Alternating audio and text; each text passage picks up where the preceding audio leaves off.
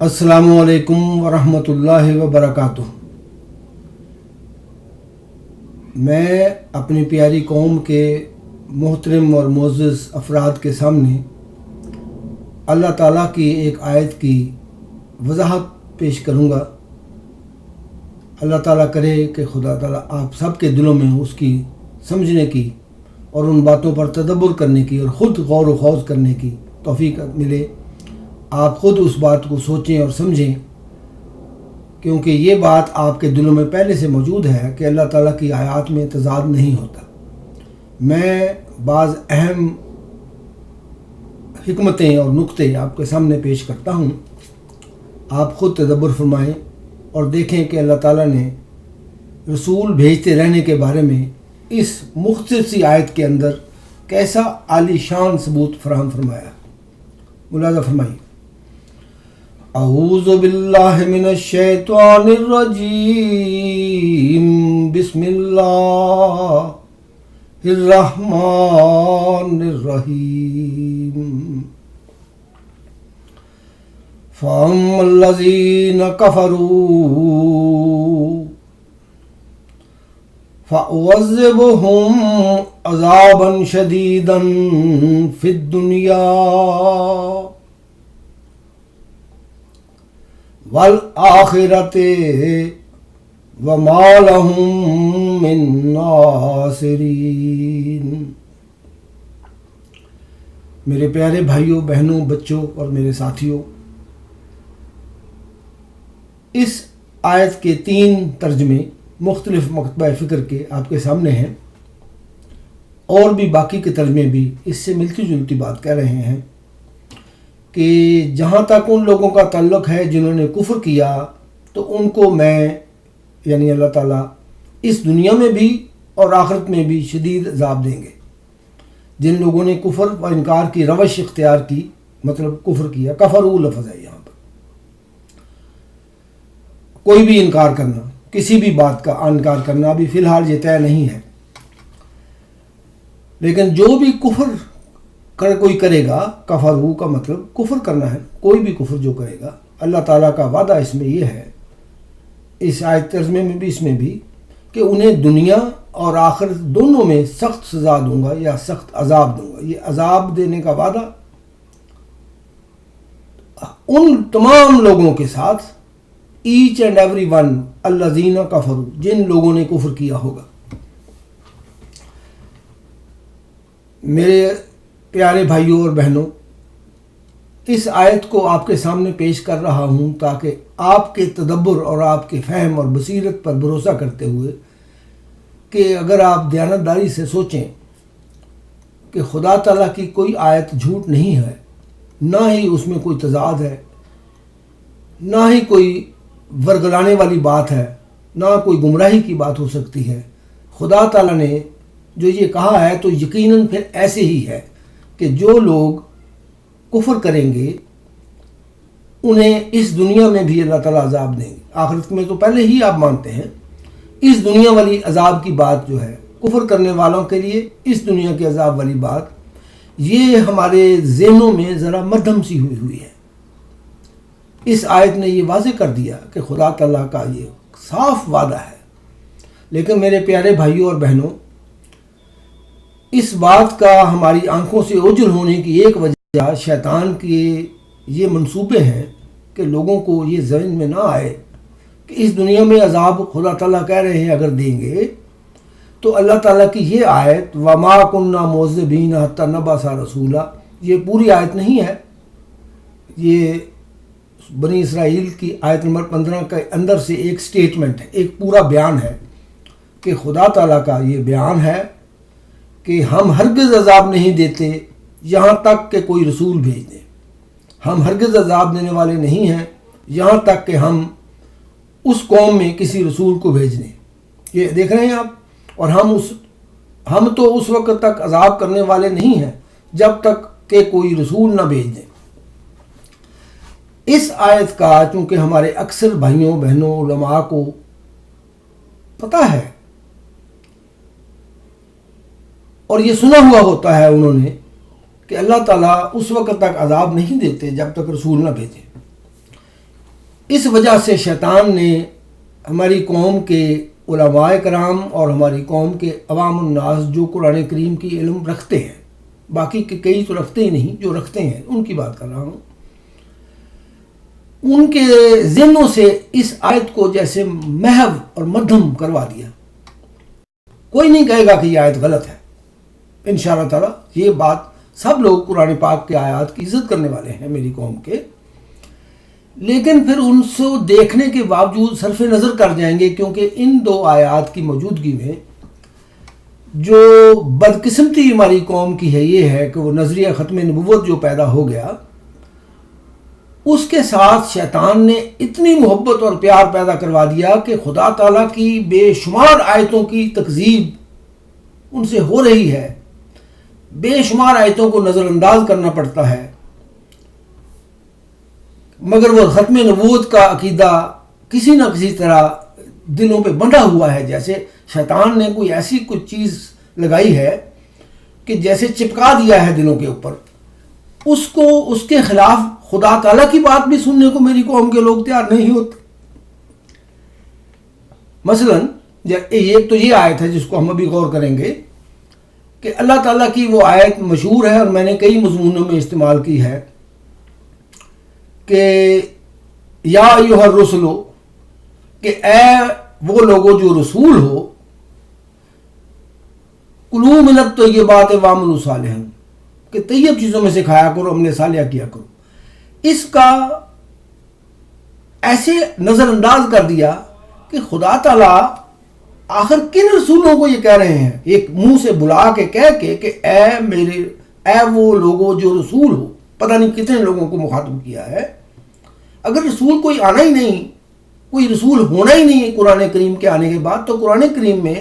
بھلا یہ حکم دینے کا کس طرح جواز بن گیا تھا؟ لیکن کوئی اس بات پہ تدبر کرے تو تب سمجھ آئے گی نا۔ عموماً شیطان یہ کرتا ہے کہ ان کی نظروں سے اس کو محو کروا دیتا ہے، جیسے اس آیت کا محو ہونا ہماری پوری قوم میں عام محو ہونے والی بات ہے۔ آپ توجہ فرمائیں، اپنی طاقت کے مطابق غور کریں۔ اللہ تعالیٰ نے یہ کہا ہے کہ جو لوگ کفر کریں گے، اب آپ سوچئے، جو لوگ کفر کریں گے، کسی بھی قسم کا کفر، یہاں ایک بتا نہیں ہوں کفر، ویسے میرا خیال ہے اس کا مطلب رسولوں کا انکار ہے، لیکن اللہ تعالیٰ کی آیات کا اور باتوں کا انکار بھی کفر ہے۔ خدا تعالیٰ کی اپنی ہستی کا انکار کرنے والوں کو یہ لیے آیتوں میں خدا تعالیٰ قرآن کریم کی آیتوں میں ان لوگوں کے لیے اللہ تعالیٰ ہدایت نہیں بھیج رہے۔ خدا تعالیٰ باشعور اور عقل مند ہیں۔ وہ جو لوگ خدا کو ہی نہیں مانتے اور قرآن کریم کو ہی نہیں مانتے، ان کو قرآن کے اندر ہدایت دینے کا بھلا کس طرح پاسبل ہے ان کے لیے؟ یہ میرے پیارے بھائیوں اور بہنوں اس تمام مسلمانوں کے لیے ہے جو قرآن پاک کو خدا کا کلام مانتے ہیں اور اللہ تعالیٰ کی بات کو بھی مانتے ہیں، اللہ تعالیٰ کے ساتھ اور محمد صلی اللہ علیہ وسلم کو بھی مانتے ہیں۔ ان کو خدا تعالیٰ کہہ رہا ہے کہ بھائی وہ لوگ جو کفر کریں گے ان کو یہ اللہ تعالیٰ بتا رہے ہیں، آپ خود بھی، کوئی اور قوم کے لوگ بھی، کسی اور دین کے لوگ بھی، اور تم میں سے بھی جو لوگ زندگی میں کفر کریں گے ان کو خدا تعالیٰ اسی دنیا کی زندگی میں عذاب ضرور دے گا۔ یہ آخرت میں بھی دے گا، لیکن اس دنیا کی زندگی میں، یہ جو فی دنیا ہے، یہ خدا کے الفاظ ہیں، خدا کا کلام ہے۔ اور فی دنیا عذاب اگر دیں گے، مثلا آج سے 50 سال پہلے کوئی شخص تھا کہ اس نے کفر کیا، میرے بھائیوں میرے بچوں، اگر خدا تعالیٰ کفر کرنے والوں کو کوئی عذاب نہ دے اور فرض کرو وہ فوت بھی ہو گیا اسی حالت میں، مگر دنیا میں تو پھر اسے کوئی عذاب نہ ملا، اگر دنیا میں عذاب ملا تو پھر اور رسول کوئی مبعوث نہیں ہوا تو پھر یہ آیت غلط ہو گئی۔ لیکن اگر اللہ تعالیٰ اس کی دنیا کی زندگی میں وہ گزر گیا، آج سے 50 سال پہلے یا 100 سال پہلے جو شخص پیدا ہوا زندگی میں، آپ پوری دنیا میں دیکھیں کتنے ہزار اربوں لوگ پیدا ہوئے ہیں اور وہ فوت بھی ہونا ہے انہوں نے 100 سال کے اندر۔ تو میرے بھائیوں اور بہنوں، ان میں سے کیا کوئی ایک بھی آپ کے خیال میں دنیا میں کفر کرنے والا نہیں ہے؟ پوری دنیا میں پچھلے 1300 سال کے اندر کہ آپ کا یہ دل مانتا ہے کہ 1300 سال گزر گئے پوری روئے زمین کے اوپر کسی قوم کسی مذہب میں کوئی شخص ایسا نہیں جس نے کفر کیا ہو اور کفر کی حالت میں ہی فوت ہو گیا ہو۔ کیا آپ کے دل اور ذہن اس بات کو تسلیم کرتے ہیں؟ کیونکہ شیطان بعض اوقات جھوٹوں کو بھی خوبصورت کرتا ہے، حالانکہ آپ کا دل اور ذہن پکار کر کہہ رہے ہوں گے کہ نہیں یہ نہیں ہو سکتا۔ خدا تعالیٰ تو یہ فرماتے ہیں اپنے قرآن پاک میں کہ مومن کم ہوتے ہیں، ہمیشہ کفر کرنے والے زیادہ ہوتے ہیں۔ تو میرے عزیز بھائیوں، اگر کفر کرنے والے ہوتے ہیں، چاند بھی ہوتے ہوں، اور خدا تعالیٰ ان کو اس دنیا کی زندگی میں عذاب نہیں دیتے، تو پھر خدا تعالیٰ کی یہ بات، یہ پاک کلام جو سچ ہے، یقیناً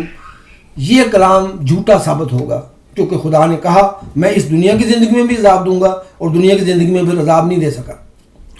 اب دوسری صورت یہ ہے کہ خدا تعالیٰ کی چونکہ یہ آیت ہے، اللہ تعالیٰ اپنے وعدے کا سچا ہے، وہ ضرور اسی دنیا کی زندگی میں کچھ نہ کچھ عذاب دے دے گا، ہلکے پھلکے سے ہی، اس انفرادی بھی، قومی بھی، اجتماعی بھی۔ اگر انہوں نے عذاب دے دیا تو پھر اللہ تعالیٰ کی اس دنیا کی زندگی میں یہ آیت غلط ہو گئی، کیونکہ پھر خدا تعالیٰ نے عذاب دے دیا رسول مبعوث کیے بغیر، اور یہ آیت بالکل واضح طور پر یہ کہہ رہی ہے کہ ہم ہرگز عذاب نہیں دینے والے جب تک کہ اس قوم میں، ان لوگوں میں یا اس شخص میں کے پاس کوئی رسول مبعوث نہ کرے۔ چونکہ یہ تضاد اتنا بڑا ہے، مجھے توقع ہے کہ جو بھی انسان، جو بھی مسلمان، اللہ تعالیٰ پر ایمان رکھنے والا، قرآن کو ماننے والا، اس پہ ذرا سا بھی توجہ کرے گا کہ بھئی خدا تعالیٰ نے یہ کہا ہے دنیا میں کفر کرنے والوں، کفرو ہے، یہاں کافرین نہیں ہے لفظ، ذہن رکھنا، کفرو، انکار کیا، آیات کا انکار بھی انکار ہے، ویسے میرے حساب سے رسولوں کا انکار بھی انکار ہے، مگر آپ کے حساب سے جو رسول آئے ہی نہیں تو پھر آپ کے حساب سے تو کسی رسول کا انکار نہیں کر رہے۔ لیکن اللہ تعالیٰ کی آیت کا انکار ہی صحیح، کسی بھی چیز کا جو انکار جو خدا تعالیٰ کی نظر میں کفرو ہو گیا، پوری امت مسلمہ میں سے بے شمار لوگ اس بات کے کفرو کرتے ہیں، کئی باتوں کے۔ خدا تعالیٰ کی مثلا آیت ہے کہ لا نفرق بین احد من رسل، رسولوں میں سے، میرے رسولوں میں سے کسی ایک میں بھی کوئی فرق نہ کرنا۔ ہماری قوم کے لوگ اور باقی بھی عرب اور دوسرے مسلمان ماننے والے قوموں کے کھلم کھلا ہم کرتے ہیں فرق، تو کفرو ہم نے کر دیا نا خدا کی آیت کا۔ تو اللہ تعالیٰ یہ وعدہ جو کر رہے ہیں اس دنیا کی زندگی میں عذاب، جیسا کہ پاکستان، افغانستان، مصر، فلسطین اور بہت سارے ممالک پر آیا ہوا ہے، موجود، آپ اپنی آنکھوں سے دیکھتے ہیں، چاہے نہ مانیں، لیکن دل آپ کے مانتے ہوں گے ہاں آیا ہوا ہے واقعی۔ لیکن جب وہ جو عذاب آیا ہوا ہے اور خدا تعالیٰ صرف سزا کی بات کر رہے ہیں، تو اس وقت ان دنوں میں اس قوم میں خدا تعالیٰ کا رسول بھیجنے کا جو وعدہ تھا، رسول مبعوث کرنے کا،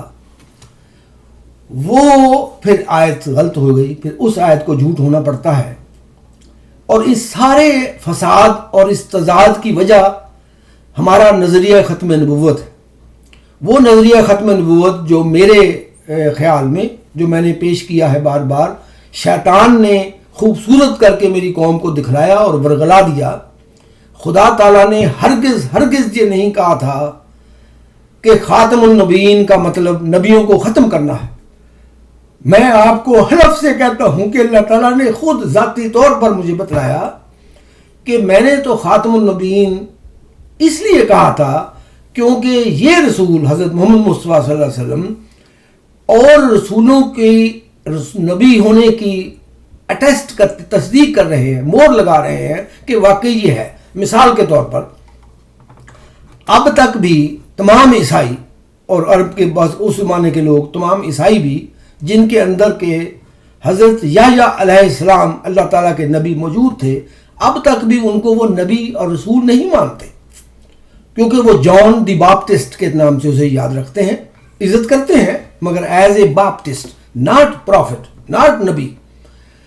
اللہ تبارک و تعالیٰ نے حضرت محمد مصطفیٰ صلی اللہ علیہ وسلم سے اس بات پہ مہر لگوا دی، وہی الہام کر کے قرآن کریم میں ایک آیت دے کے کہ نہیں، ان کو بتاؤ کہ حضرت یحییٰ علیہ السلام یعنی جان دی باپٹسٹ وہ بھی اللہ تعالیٰ کے نبی ہیں اور رسول ہیں، اور حضرت زکریا علیہ السلام کو تمام یہودی اس زمانے کے اور اب بھی یہ نہیں مانتے کہ وہ نبی تھے اللہ تعالیٰ کے. انہوں نے تو ان کو توبہ استغفر اللہ آرے سے چیر دیا تھا، وہ نبی نہیں مان رہے تھے تبھی تو چیر دیا تھا، لیکن اس کے بعد بھی انہوں نے کسی نے نہیں مانا کہ وہ نبی تھے. حضرت محمد مصطفیٰ صلی اللہ علیہ وسلم نے قرآن کریم میں اللہ تعالیٰ کی جو آیات نازل ہوئیں ان کے ذریعے لوگوں کو بتایا کہ وہ بھی اللہ تعالیٰ کے نبی ہیں اور اللہ تعالیٰ کے رسول ہیں. یہ تھا خاتم النبیین کا معنی، جو اٹیسٹ کرے، کنفرم کرے، مہر لگائے کہ فلاں بھی نبی ہے. ہرگز کسی صورت بھی کسی ترنگ میں بھی ختم کرنا اس کا مطلب نہیں تھا، مہر لگانا تھا. مہر بھی نبوت کی مہر ہوتی ہے نا، خاتم النبیین، دی اسٹیمپ وچ سیز کہ یہ نبی ہے. وہ اسٹیمپ نہیں جو کچھ اور کر رہی ہو، وہ بھی اسٹیمپ نہیں، سر توڑنے والی اسٹیمپ نہیں.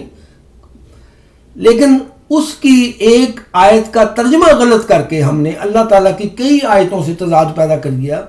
آج اس آیت کا تضاد آپ کے سامنے ہے کہ خدا تعالیٰ کی دو آیات میں آپ کے سامنے جو رکھ رہا ہوں، یہ دونوں اگر ختم النبیین کا معنی وہ کیا جائے جو میری قوم میں شیطان نے پھیلایا ہوا ہے کہ ختم کرنے والا، تو پھر ان دونوں آیات کی کسی طرح آپس میں مسابقت نہیں ہو سکتی. اگر خدا تعالیٰ کسی کو عذاب دے دیں گے تو پھر یہ بغیر رسول مبعوث کیے تو یہ آیت غلط ہو گئی. اگر عذاب نہیں دیں گے تو پھر یہ آیت غلط ہو گئی، کیونکہ یہ تو ہو نہیں سکتا کہ پوری روئے زمین پہ اربوں کی آبادی میں کوئی ایک بھی شخص ایسا نہیں جو کفارو، جس کے اوپر کہا جا سکے کہ یہ وہ بندہ ہے جس نے کفارو کیا، انکار کیا ہے کسی بات کا. دیکھ رہے ہیں آپ،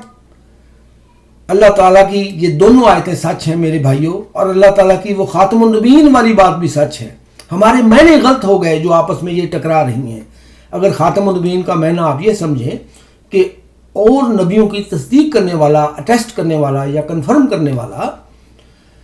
پھر اس آیت میں اور اس آیت میں بھی کوئی تضاد نہیں. آج کل بھی اللہ تعالیٰ کے رسول جس قوم میں بھی کسی